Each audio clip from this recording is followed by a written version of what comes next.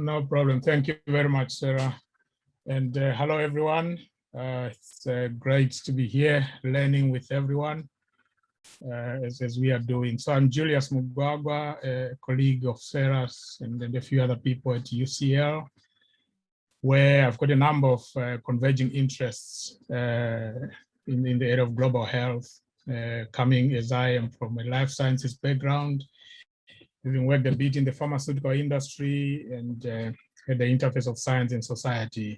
And I've been doing a number of research projects in Africa, looking at the issues of access, equity, health disparities, and ethics as well. So really delighted to be here and learning with colleagues. So this next session that we have builds nicely onto this session that you've just concluded, where our colleagues Aliu and Robert just laid out some of the big issues, where I think one of the key messages that's coming through is really that when we are talking about social sciences, we are talking about an ecosystem, a very broad and complex ecosystem of ways of knowing, of disciplines, which all have got different assumptions within themselves and among themselves. And that presents both opportunities and challenges. And one of the things that is coming through as well is that evidence is key for responding and also for understanding epidemics, and that the way we generate evidence is conditioned by the disciplines that we deploy. But the choices that we make on what disciplines to deploy is also conditioned by so many issues, including capacity, including resources.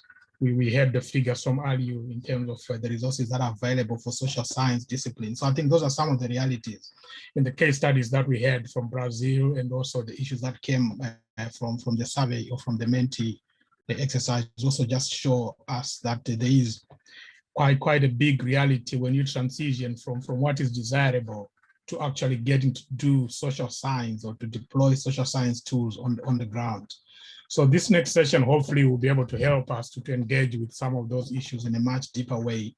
And we've got three colleagues that are coming from three different disciplines. I know even within those, they've got other subversions as well of the disciplines that they're engaged with. But we've got someone coming from geography, someone from psychology, and someone from anthropology, and the other areas that they're engaged with. So I'm going to introduce them very, very quickly as they come in. So Dr. Anwar Musah, who is from UCL, Department of Geography, is going to be the first one. He's coming from statistical modeling, geospatial analysis, data science, and other disciplines. So I'm going to invite you, Anwar, if you're ready to give us the first presentation in this segment. And you've got about 10 minutes to do that. Okay, thank you very much for the warm introduction, Julius. And thank you everyone from the African CDC, also Sarah and Adam for just organizing this and giving me the opportunity to present my work. So I'm just going to quickly share my slide. I hope you folks can see my slides. Lovely. Yes, so yes, my work. Actually, my work is part of a bigger project, which is funded by the Belmont Foundation.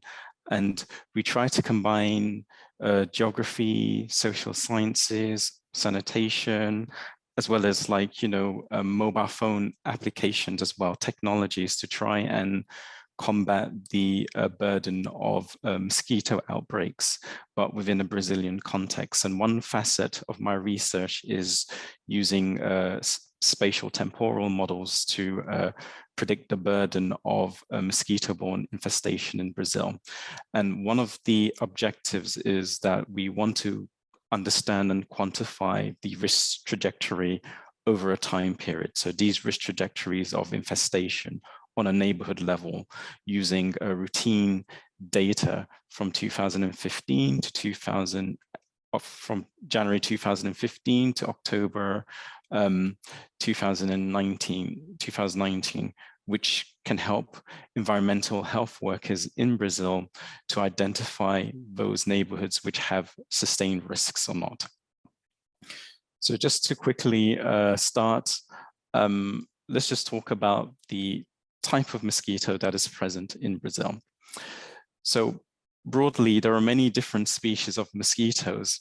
The most infamous is the mosquito that belongs to the Anopheles family, and they transmit a parasitic protozoa called the Plasmodium, which causes malaria in humans, and which inflicts a significant burden in terms of morbidity and mortality in adults and children, especially within sub-Saharan Africa. And then we have this particular type of species, which is the Aedes species. So there are two versions of them. So there's the Aedes albopictus and the Aedes aegypti, and they transmit an arbovirus, which are types of NTD such as dengue, chikungunya, yellow fever, Zika, and also Rift Valley fever as well.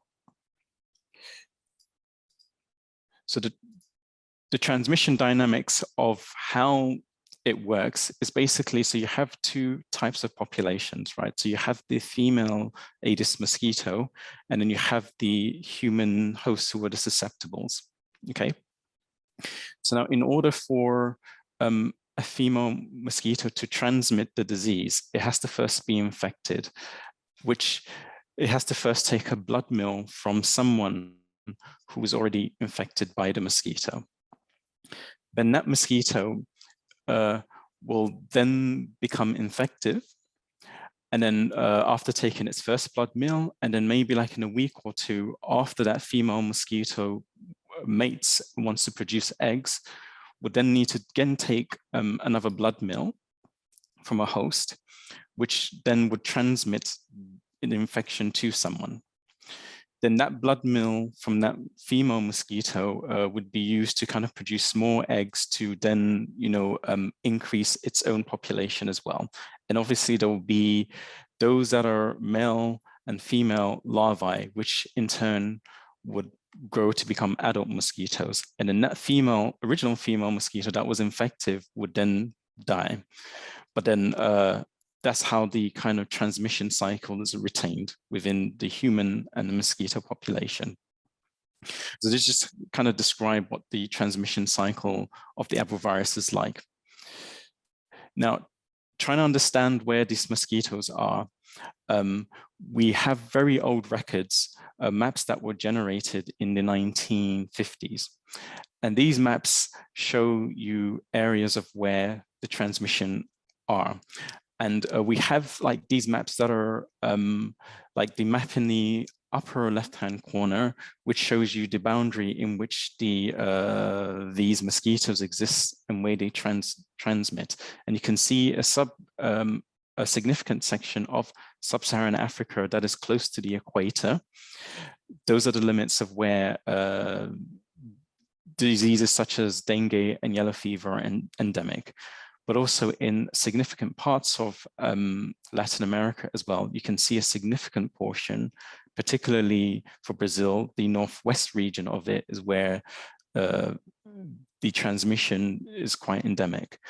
Interestingly as well, like in the lower right bottom corner, they have points of where they have the vector occurrences, okay? So this is the distribution of where these mosquitoes have been detected, and they have been mapped like painstakingly back in the 50s.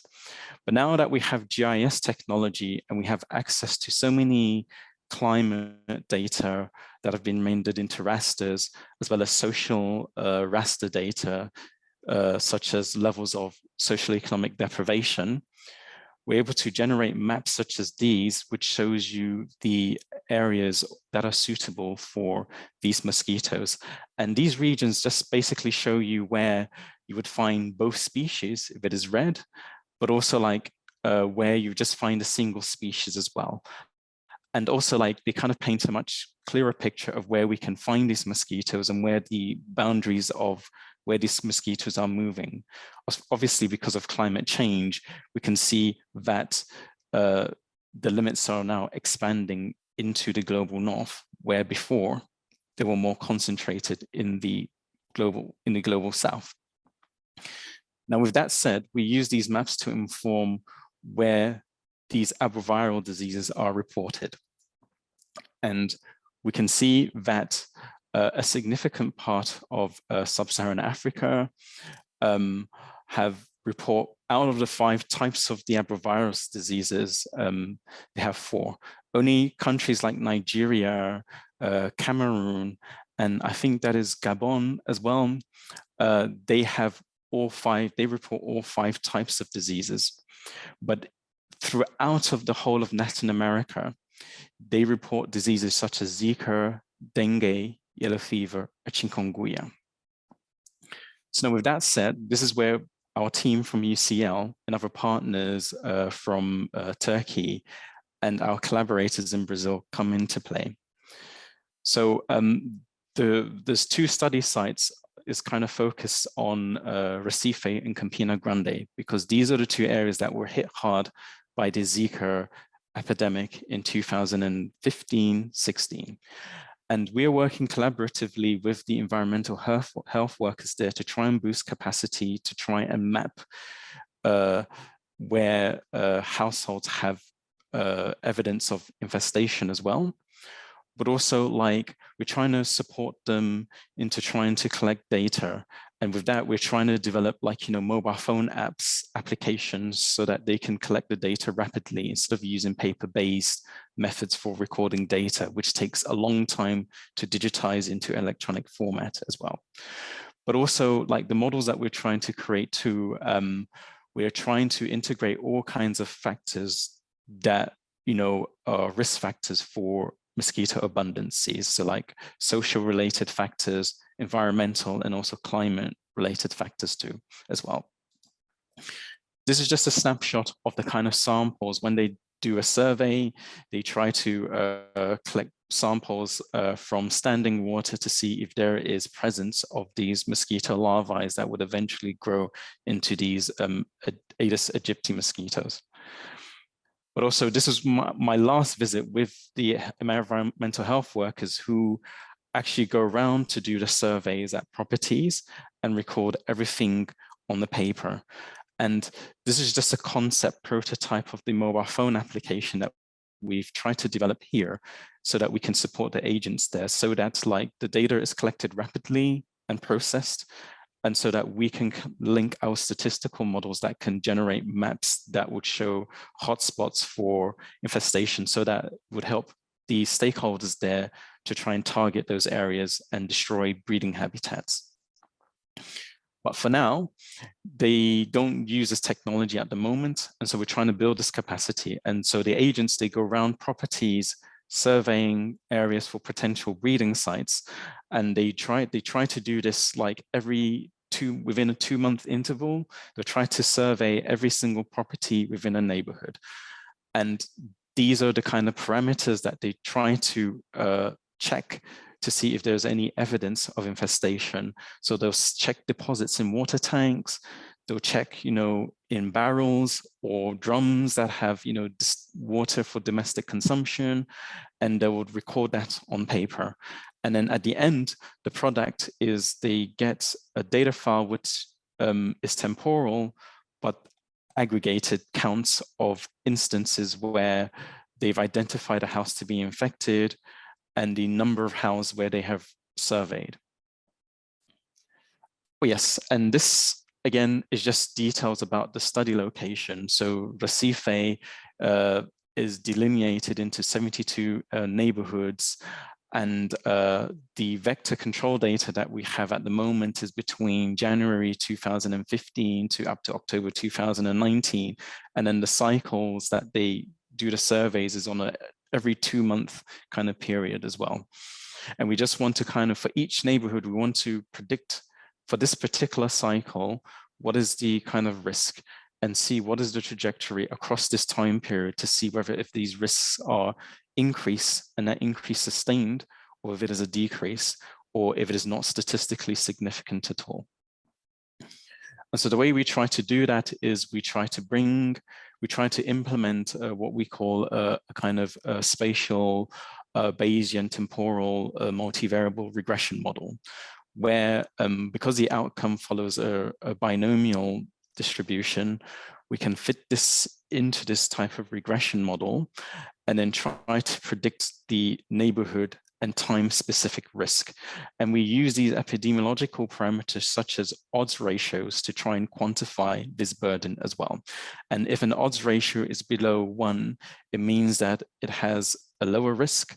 And if it is greater than 1, it means that it has an excess risk. And if it is close to 1, then it means that the risks are not significant at all.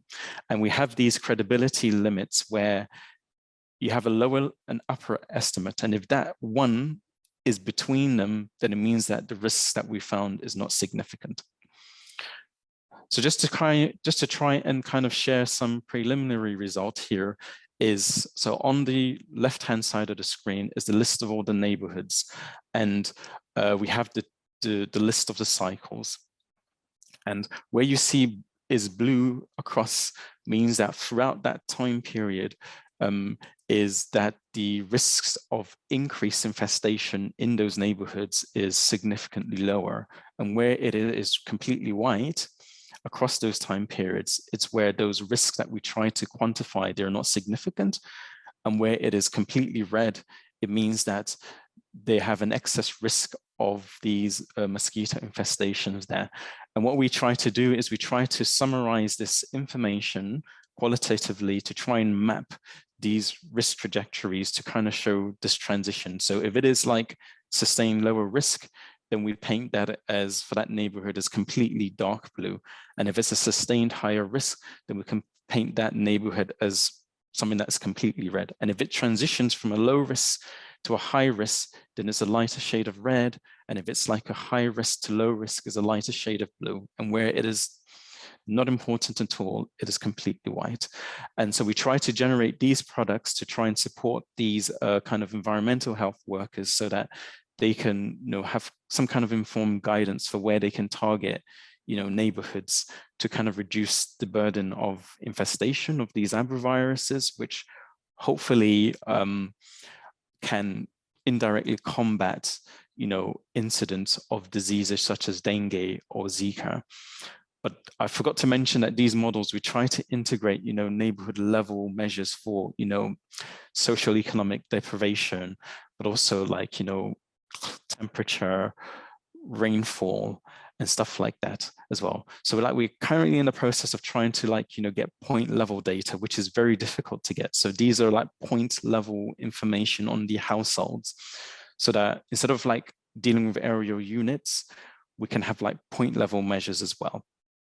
And so this is just a really rapid showcase of the research that we're doing here. And so, yeah, that's it really. I want to take the opportunity to just kind of thank my colleagues who are on this project. And also, yes, I'll take any questions here. Thank you. Right. Thank you very much, Anwar. Really fascinating. Yeah, I'm sure there will be a lot of questions on how you integrate the social factors into your model. You did allude to that, but that issue was raised even earlier on as well, that most models do not take into consideration social factors. So there is actually an opportunity for you to give us an example, a detailed example on how that is actually happening. So we can come back to that after the next two presentations, but thank you very much for the fascinating presentation. Thank you. Right. Thank you. Right, let's move on to Keneth, Iceland, Kasozi, who is joining us from Kabale University in Uganda. He's also connected to the Royal Infirmary of Edinburgh and the Edinburgh Medical School, who is working on a number of very fascinating issues around One Health, the One Health concept, and deploying that in community control during COVID. So Keneth, over to you for the next 10 minutes.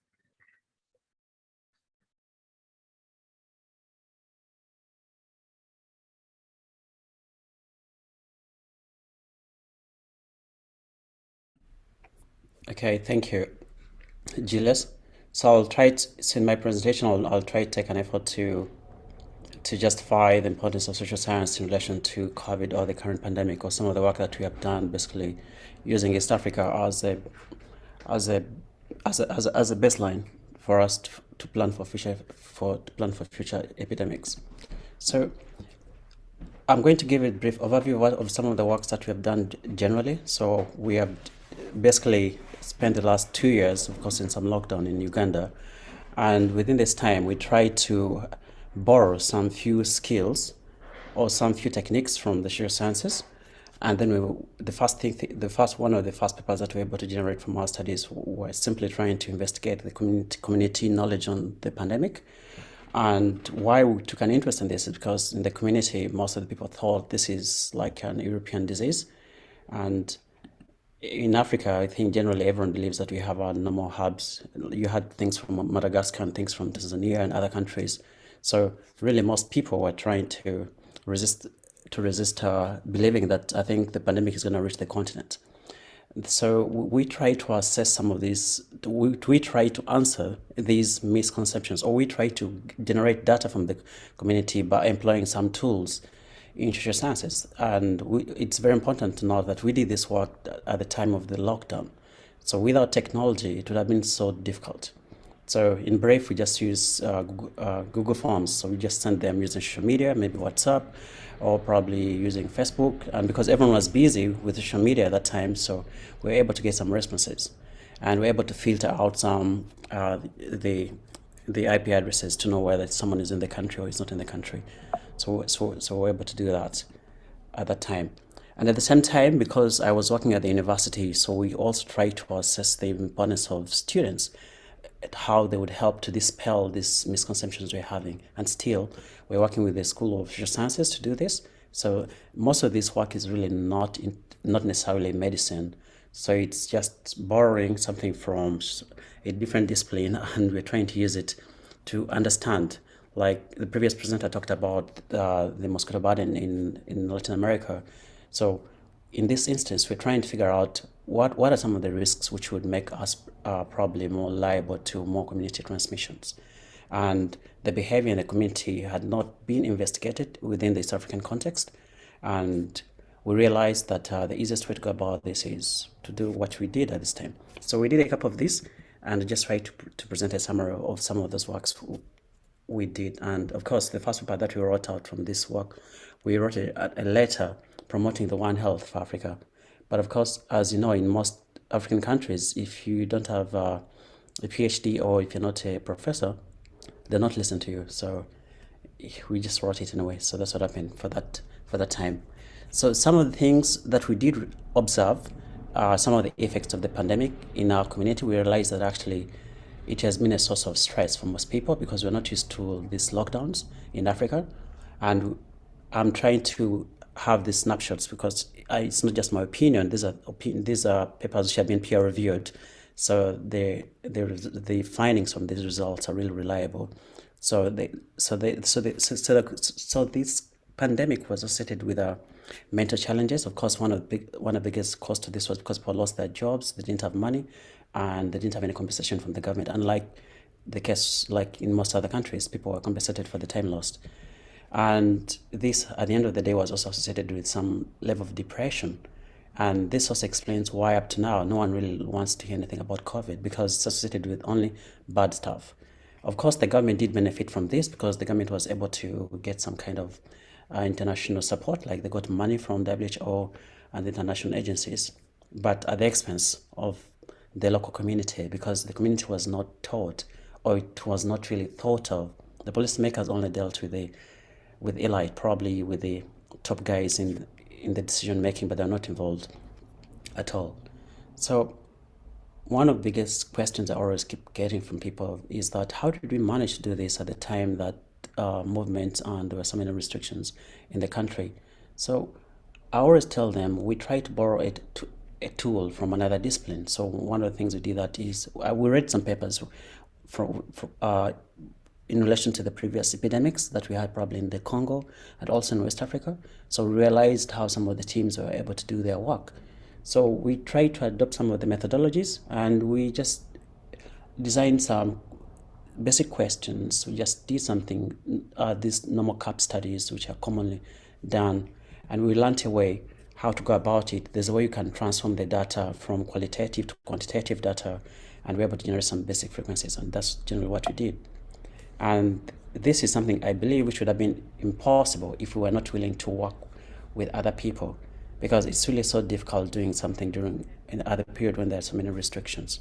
So we're able to do this, and we're able to generate some answers which have been able to guide policymakers in the country.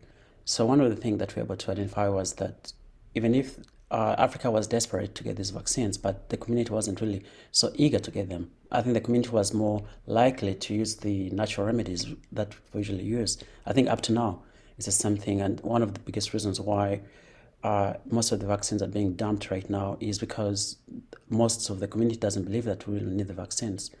And I think this is a problem. The government was not able to assess the feelings, or what does the community feel about this thing. So we find ourselves in this kind of situation.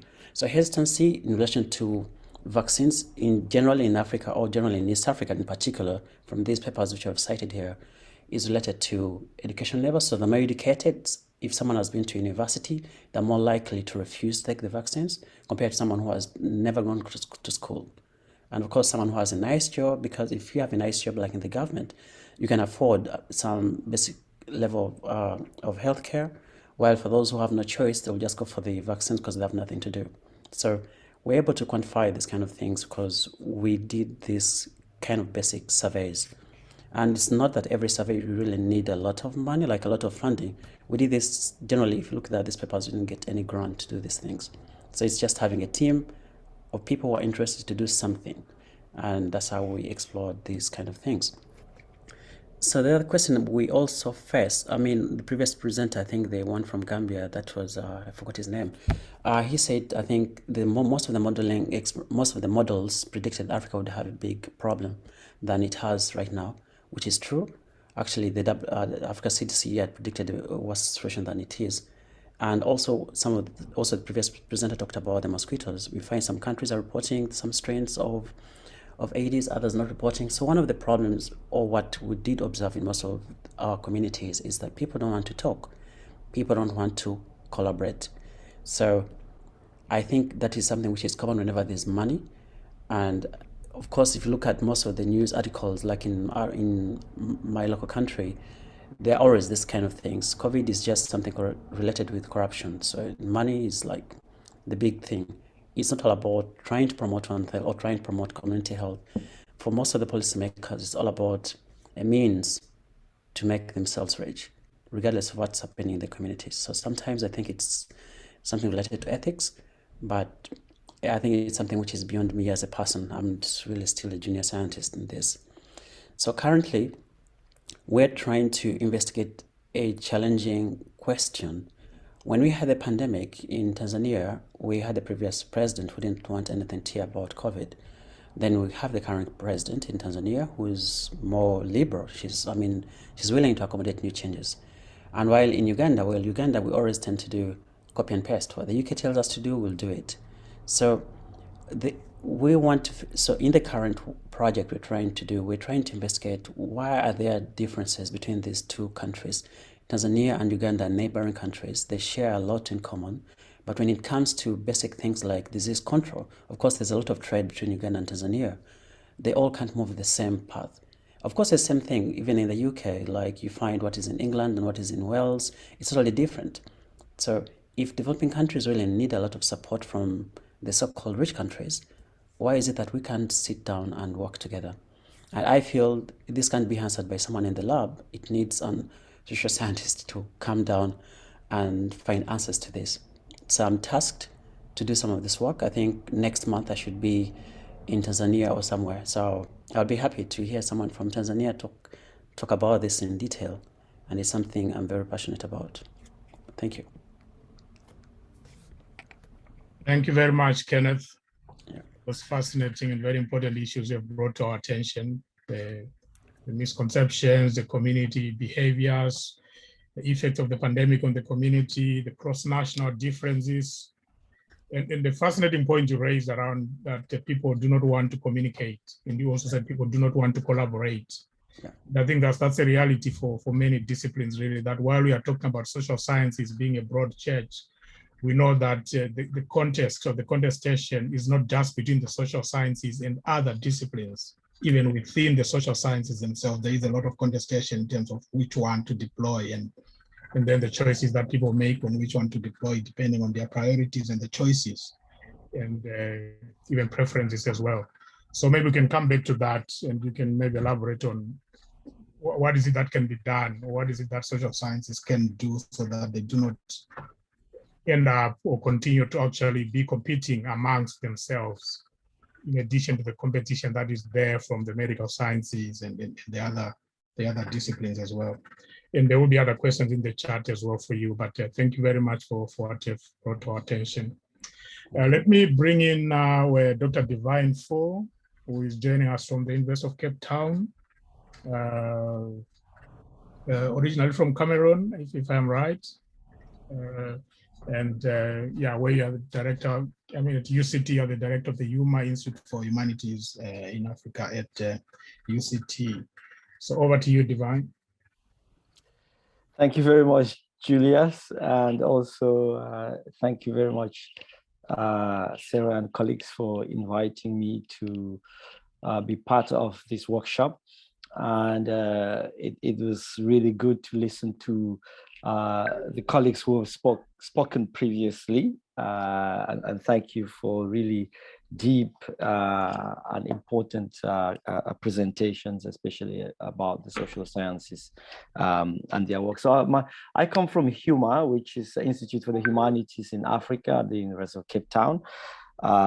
We like to say that our research is on the question of being human, what it means to be human in the world, what it means to be human in Africa, what it means to be African in the world. And one of the questions that we particularly focus on is the question of ethics, which is really central, the ethics of being, and also ethics as it shapes our politics and as our practice, which, as we see every day, is often the last thing that we think about in the system, because ethics often seems to stand in the way of creativity, innovation, and discovery. So we often set off wanting to find out, and then in the end, we start thinking about the consequences. So ethics is really central to the work that we do. We also emphasize an interdisciplinary approach, to work.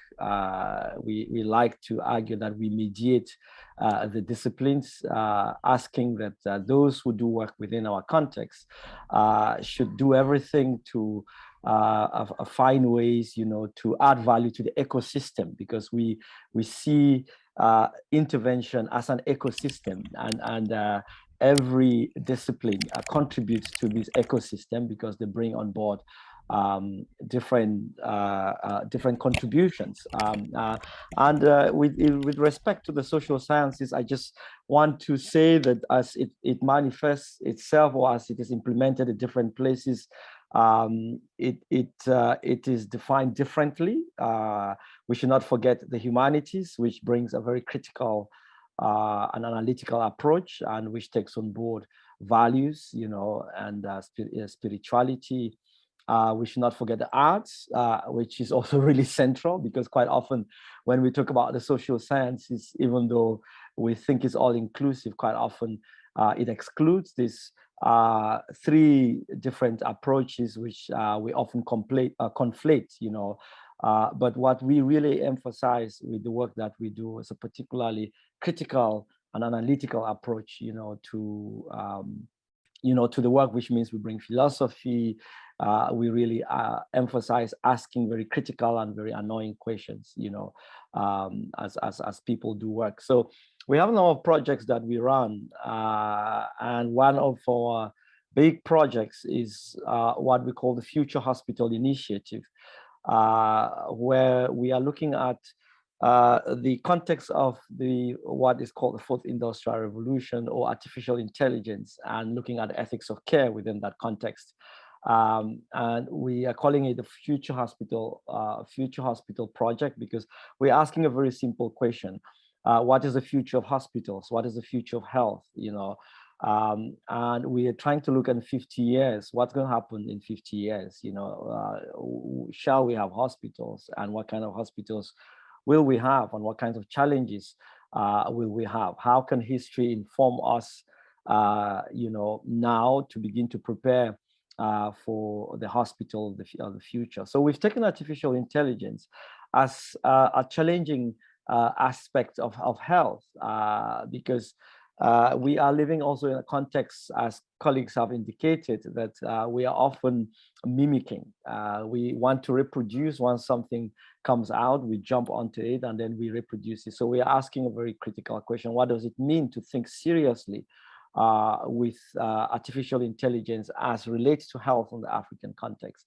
And what we have done is to deepen it further and to look at questions that really concern the humanities, concern the social sciences. So we have projects that are located in the 4 parts of the continent with colleagues who are doing work at a doctoral level, at a postdoctoral level, and also junior and senior researchers who are working on different aspects like oncology and cancer, for example, looking at cancer machines and cancer technology and what it means to be thinking cancer. We have a colleague in Morocco who is doing that.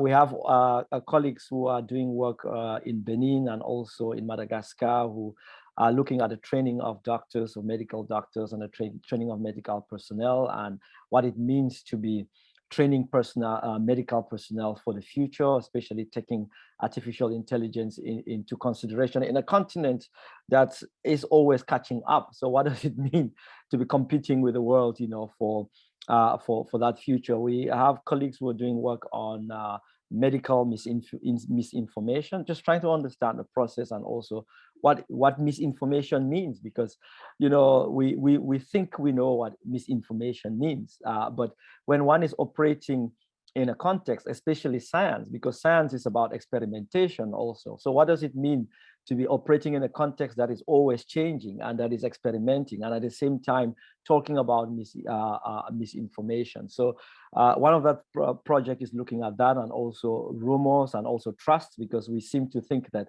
we understand trust as when you look at some of the responses that colleagues gave about the challenges they face in their intervention work. Trust is really central, but we really don't understand what trust is, and that's something that we are really trying to deepen further. Another question that we are trying to understand is data, because data is very central. When you look at all of the presentations that colleagues have made, data is a really core part of this, and also with artificial intelligence and the fourth industrial revolution, and also with the medicine of the future and our hospital of the future, data is really key.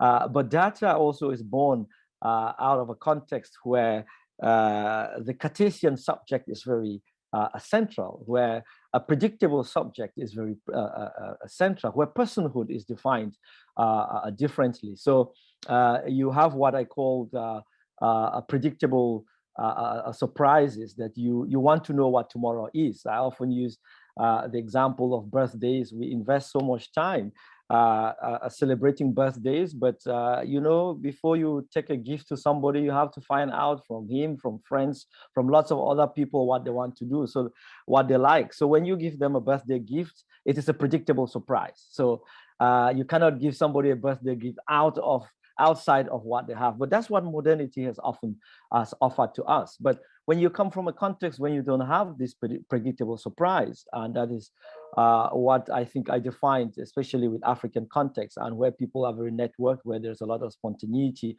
What does it mean to be talking about data in this context? So a big part of our work is looking at that, because if data is facts, as scientists will cause us to understand, you know, what does it mean to produce facts? You know, what does it mean to create facts in a particular place?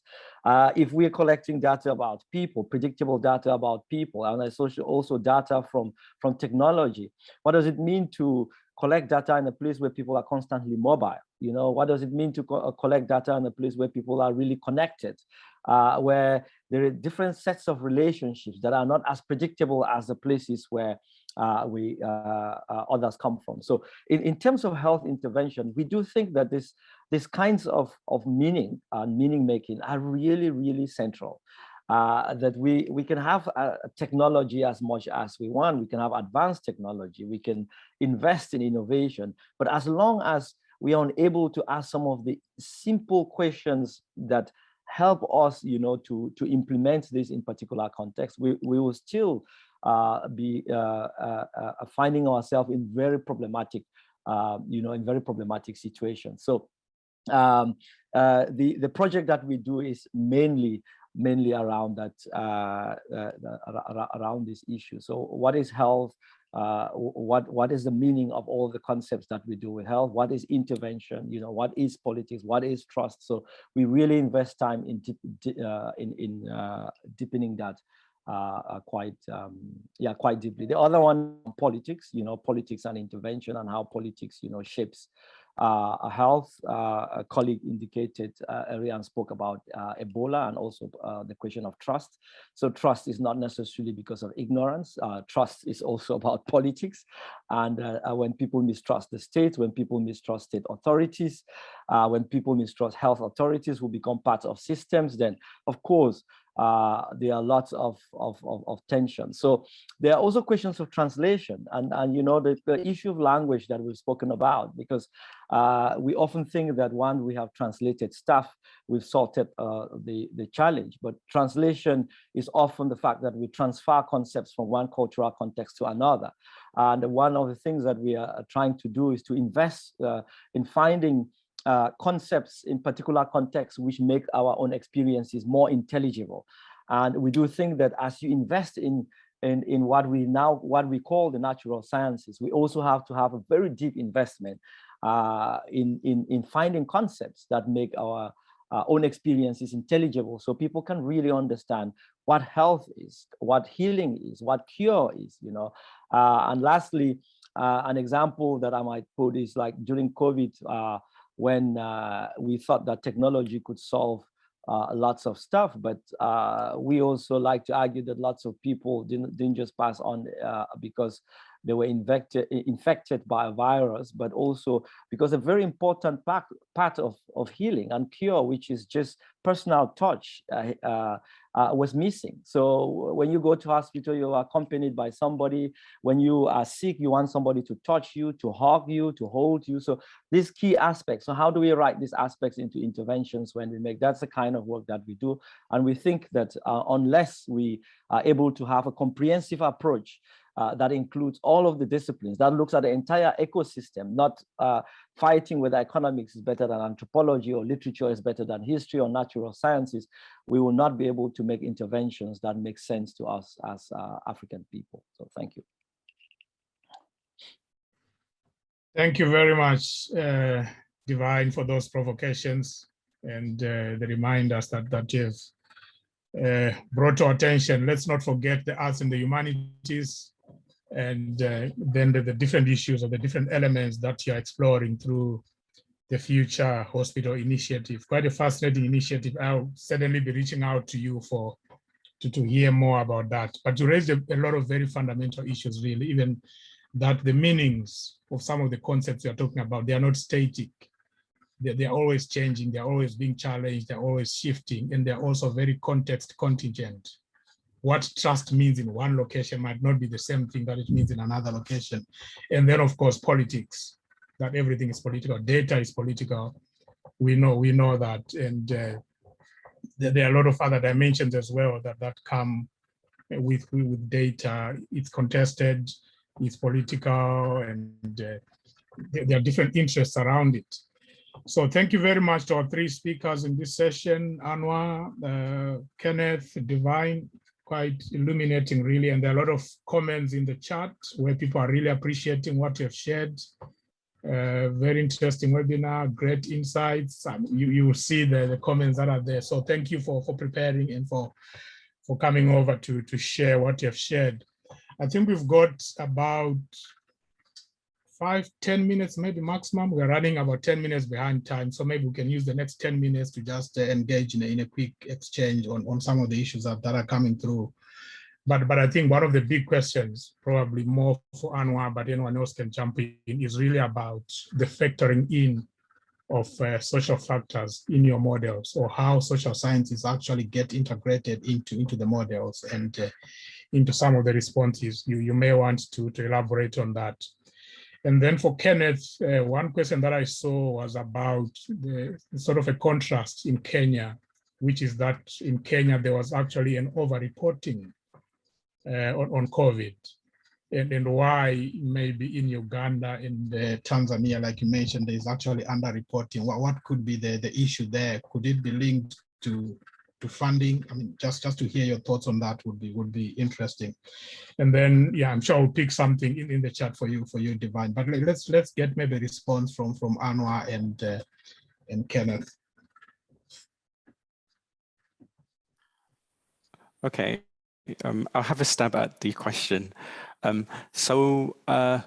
because I think I should just kind of clarify that. So the study design that was used for this particular type of study was an ecological study design, but within a longitudinal framework. And one of the main issues is the fact that we're dealing with aggregated units of data. Preferably, we would rather like to have like individual level data, so at a household level, but that wasn't released to us. And so the way we had to deal with incorporating social related factors is trying to measure like areal level deprivation. So one indicator is like area level wealth for a neighborhood. And so this is released by the census data, where they have calculated the average amount of income that is made in that area. So that is one, like what we can say, social related factor that we've made adjustment for in that model. Another one as well is anything that is anthropogenic related that makes sense into the model. So one particular thing is that a mosquito needs to have a blood meal. And so one of the risk factors is there has to be presence of a host. And so having something like population density or the number of residents in an area was another type of factor that we had to include. Now, getting census data, especially for like countries that are in the global south, is quite difficult. And so we had to rely on open source data providers such as the World Pop to get rasters where they have provided estimates at a pixel level. Okay, so these are the number of counts of individuals within, say, 100-meter resolution. And what we had to do is we had to kind of overlap those rasters within those neighborhood boundaries, then aggregate those values to get total number of people inside that neighborhood. So that's another indicator that we had to include. Another one as well is, again, levels of urbanization. And we have rasters for how like growth of urban settlements. And so the way we had to kind of quantify that was like calculating surface area that is defined to be urbanized, whereas the remainder would be either rural or vegetation defined. And then we would include that into the model as well. And so, I mean, it's very crude. That's why we're trying to push to get, you know, point level data. So like, and apply those models. So point level data, which I mean at a household level, to include that in the model rather than that. So this is something that the author concedes. I think there's a bias which we call ecological fallacy. So this is like a bias like from epidemiology that we are squeezing into entomology and stuff like that. So, but I hope that answers that question. Yeah, no, it certainly sheds some light into that. It maybe opens the debate in so many other directions as well, which is really the essence of these forums, that we get to explore issues from different angles. Right. So before Keneth comes in, I was just thinking for Divine, if there are any preliminary insights from the hospital that you're thinking about, and how different it is going to be from the hospitals we have now, and maybe how social sciences have actually been a factor in having that kind of hospital, which is very different from what we have now. But let's have Keneth coming in, and then Divine, you can come in as well. Thank you. I was trying to answer the first question from Kenya. So I was trying to talk about, I mean, I was asked why Kenya, they had to over-report the cases, while Uganda, we underreported most of the cases. So what I did observe at that time, I think, is because Kenya is more connected to Europe. I think if you look at the flight, just using the flights as an example, it has Kenya and South Africa in particular, they have a well-developed connection with most of the European countries. So it's very easy and understandable why the international community was interested to do a lot of testing in Kenya.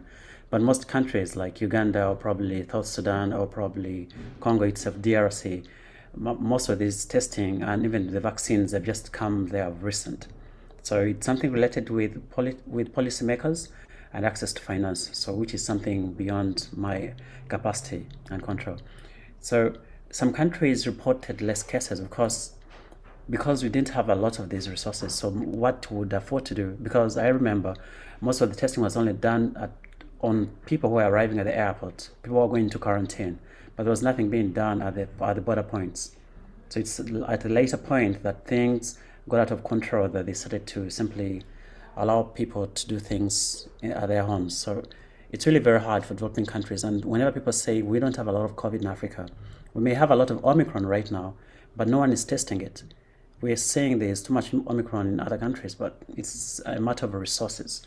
And the problem is sometimes when the resources are available, the policymakers tend to abuse them. So it's really a complicated thing.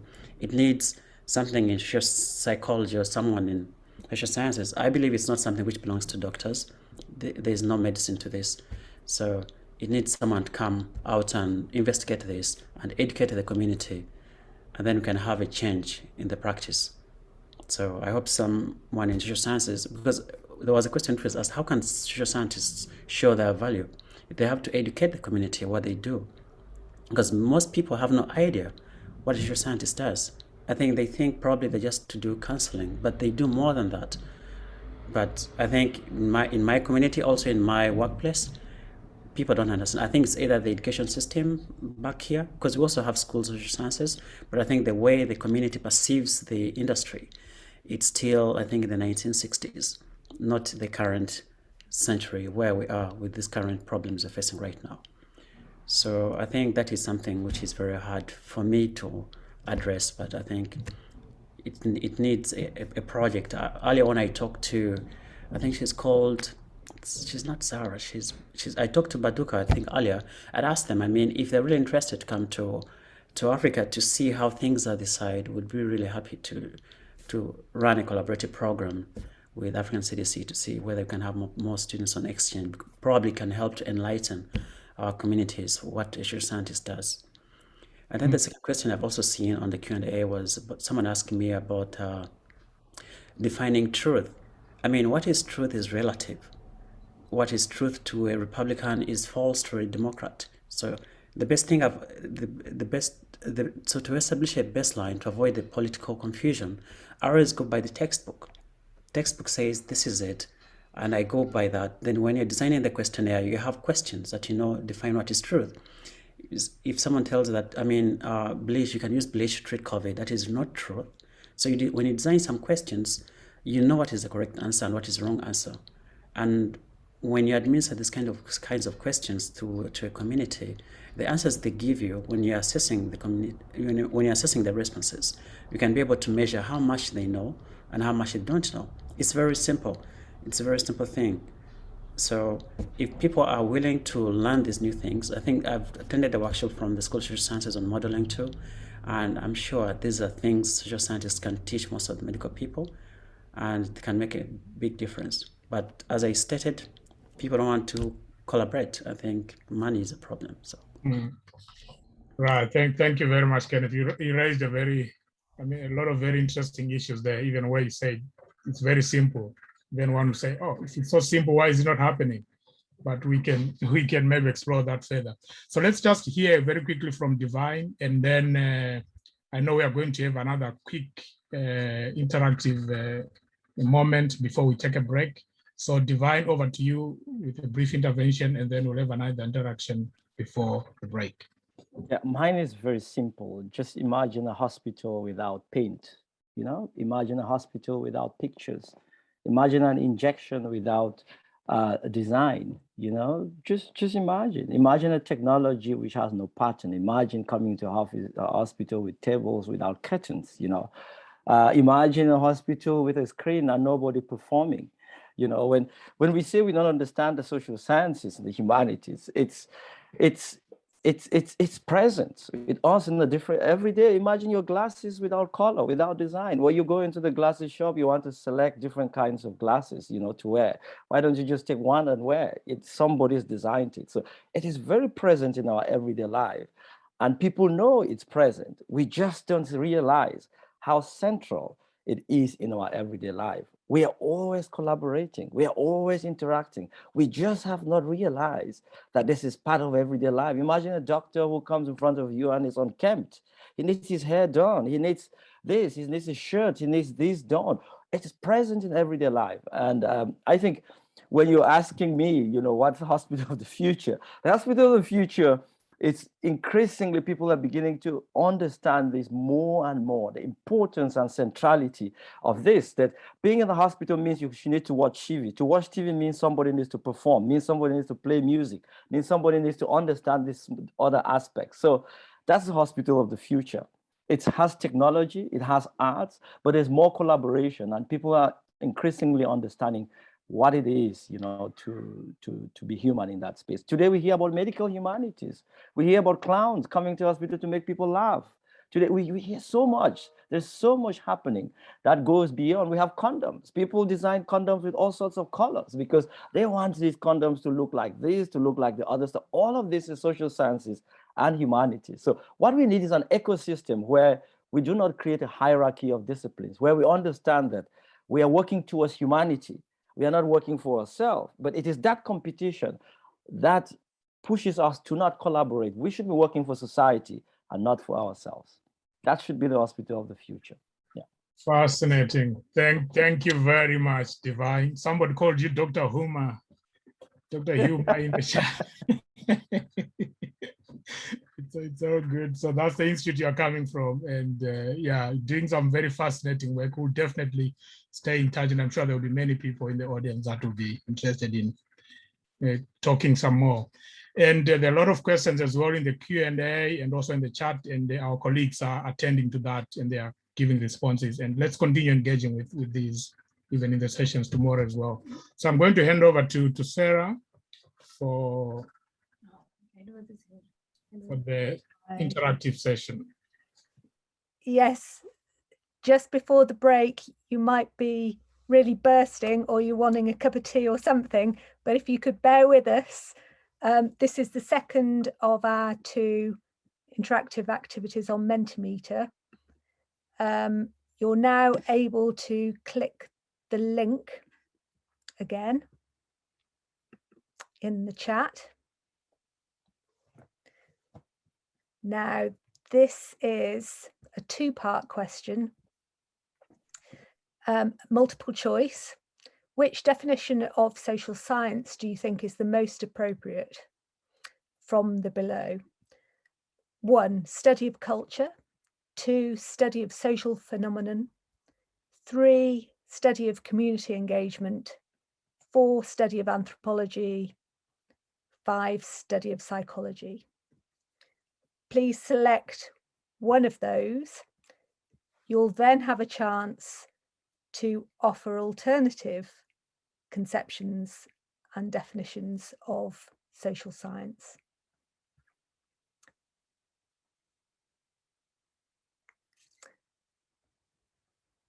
Okay, and please do remember to press submit. Otherwise, we won't be able to show you any results. So, Sarah, have we got some?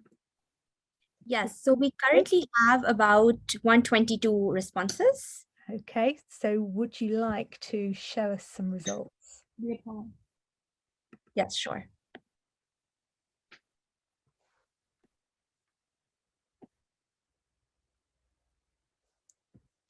Okay, aha.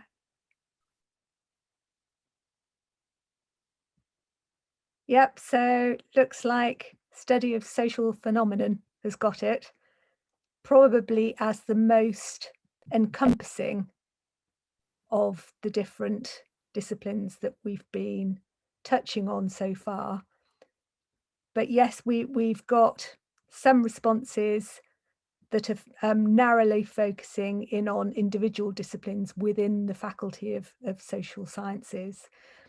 So perhaps we could move on to the free text option, where you can offer your own definitions. Oh, question किधर है? वो है नहीं question.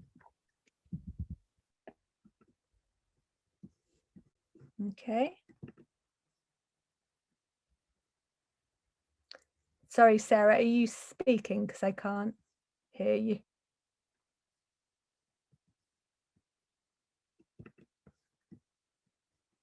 So you're on mute. Sorry for that. Yes, you guys can just move on to the next question now. Mm-hmm.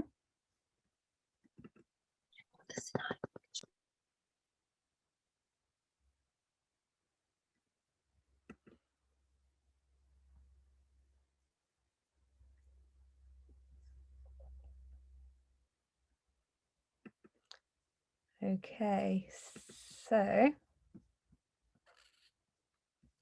have we got any answers in? You are limited to 250 characters, by the way, which if anybody's still writing their first response, if indeed you want to offer several, then you might be cut off. Okay, so do you want to offer some results then, Sarah? So we have 22 responses thus far. Should we wait 2 minutes or should we just No, it could be that the current definitions that have been in the multiple choice have been sufficient, and that there aren't further alternatives. Okay. Oh, yep, study of social relationships. Yep, study of phenomenon generally. Okay, so yeah, somehow we have to carve out a space for the social sciences as opposed to what some describe as the harder sciences. Social dynamics. Combination of culture. Aha, fantastic. Thank you. Yes, generally some more broad or narrower conceptions there, which probably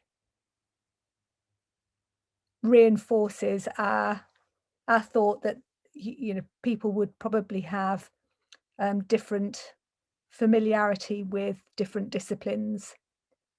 And so today, opening up for the whole faculty of the social sciences to be considered in the round, yes, seems to be a very good exercise indeed. Okay, thank you, Sarah. I think that's been most useful, and we could probably now have a little break. We are running behind, so if you could return as soon as possible. So